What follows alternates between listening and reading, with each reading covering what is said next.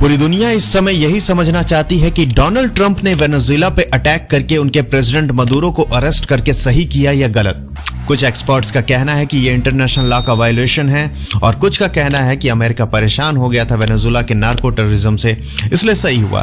Facts वाली बात करूं तो 2020 में यूएसए के डीओजे यानी कि डिपार्टमेंट ऑफ जस्टिस ने मदुरो के खिलाफ फेडरल इंडिक्टमेंट यानी आरोप पत्र दायर किया था, जिसमें मदुरो के ऊपर नार्को टेररिज्म कॉन्स्पिरेसी का आरोप लगाया था और इसी के आधार पे अमेरिका की अदालत में न्यूयॉर्क में मामला चलाया गया और वेनेजुएला के प्रेसिडेंट के अगेंस्ट वारंट जारी किया गया और अब मदुरो को जबरदस्ती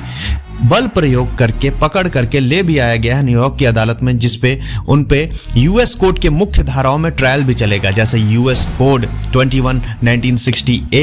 1963 1959 1952A जैसी ड्रग्स टेररिज्म से रिलेटेड कई धाराओं पे चार्जेस लगे हैं। लेकिन अब सवाल ये उठता है कि किसी भी देश के प्रेसिडेंट के अगेंस्ट ऐसा बोल्ड स्टेप उठाना तानाशाही नहीं है तो और क्या है, क्योंकि एक तरफ ट्रंप को ये बोलते हैं कि मुझे पीस प्राइज मिलना चाहिए था क्योंकि मैंने कई देशों के वॉर्स के बीच में मध्यस्थता करवाई है वगैरह वगैरह, और दूसरी ओर ये डिक्टेटरशिप वाला एक्शन एक नेगेटिव इमेज दिखा रहा है यूएसए का, जो किसी और छोटे देश के लिए सही नहीं है, क्योंकि ट्रंप ने अपनी यूएस लॉ का हवाला देते हुए दूसरे कॉन्टिनेंट में जाकर के ये स्ट्राइक की और वेनेजुएला के प्रेसिडेंट को अरेस्ट किया। तो इसका मतलब कल वो एशियन कॉन्टिनेंट में जाकर के भी ये काम कर सकता है।